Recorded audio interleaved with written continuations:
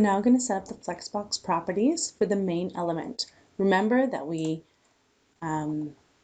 added 3 sections in our main, and they are going to be the flex items in our Flexbox main. So let's go ahead and add the selector for main, and then under display, double click in here to type the word flex. I'm going to add a semicolon because sometimes Dreamweaver will crash at this point, and I find that semicolon just reinforces that flex is indeed a proper value for display. If you click the drop downs, you'll see it's not listed here, so that's why we have to type it. The next one we're going to add is not listed at all in these built-in styles in Dreamweaver. So we're going to use this ... for more, and we're going to add the property justify content, which, as you can imagine, will justify the content so that there's equal space around. You can see that that is one of the options being provided here. So let's take a look at this. We'll go File, Save All, and then take a look in Live View. And we'll turn off the split just by clicking on Live View. And you can see I've got my font showing up, and all of a sudden my sections are flexing next to each other.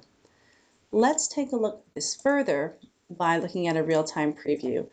So here we have the page in Mozilla.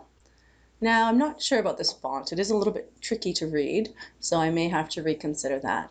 But as I move my browser window more narrow, you can see that my content and my sections flex. The text will collapse on itself, and we get to a point where the text won't go any more narrow. You can see classwork here is what's preventing the line break at this point. In order to prevent the section elements from collapsing into each other, we're going to add one more style here. So I'm just going to close my preview and back into Dreamweaver. I'm going to add a flex wrap property. So flex wrap. And this will just, here it is. So we're going to use the WebKit wrap, WebKit flex wrap, and we're just going to set it to wrap. And so this will ensure that all of our elements pop down onto the page so that they don't get squished or overlap. So now you have a Flexbox. Make sure you save everything before you continue.